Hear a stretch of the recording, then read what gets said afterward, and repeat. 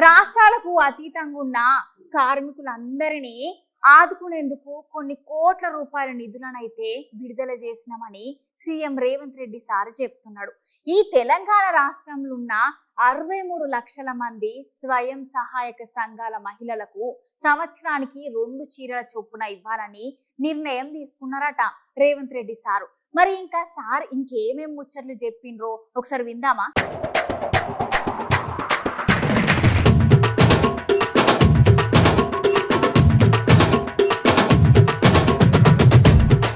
అతీతంగా సిరిసిల్లలో ఉన్న కార్మికులను కూడా ఆదుకోవడానికి కోట్ల రూపాయల నిధులను విడుదల చేయడం జరిగింది.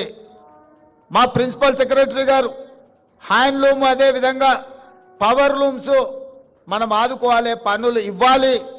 ఒకవేళ బతుకమ్మ చీరలు ఆగిపోతే కొంతమందికి నష్టం జరుగుతుందని వారు నా దృష్టికి తీసుకురావడం జరిగింది.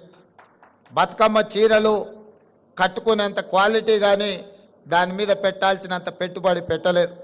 అందుకే ఈరోజు నేను మా మంత్రి అధికారి గారు చెప్తే నేను ఒకే మాట చెప్పిన, ఈరోజు స్వయం సహాయక సంఘాలు, మా మహిళలు సెల్ఫ్ హెల్ప్ గ్రూప్స్ కింద 63 లక్షల మంది సభ్యులు ఈరోజు తెలంగాణ రాష్ట్రంలో ఉన్నారు. ఈ 63 లక్షల మంది సభ్యులకు ఒక మంచి డిజైన్తో ప్రతి ఆడబిడ్డకు 2 చీరలు ఇస్తే 1,30 లక్షల చీరలు మనము ఆర్డర్ ఇవ్వచ్చు. మంచి డిజైన్లతోని మంచి క్వాలిటీతో ముందుకు రమ్మని మా అధికారులకు సూచన చేసినాం. తొందరలోనే స్వయం సహాయక మహిళా గ్రూపుల్లో ఉండే ప్రతి మహిళకు సంవత్సరానికి 2 చీరలు ఇవ్వాలి అన్న ఆలోచన ఈరోజు రాష్ట్ర ప్రభుత్వము మీ అభిమానంతో ఈరోజు ఆ నిర్ణయం తీసుకోవడం జరిగింది. ఇండియా స్కిల్స్ యూనివర్సిటీలోనే మా నేతన్న పిల్లలు వృత్తి నైపుణ్యం నేర్చుకోవాలి.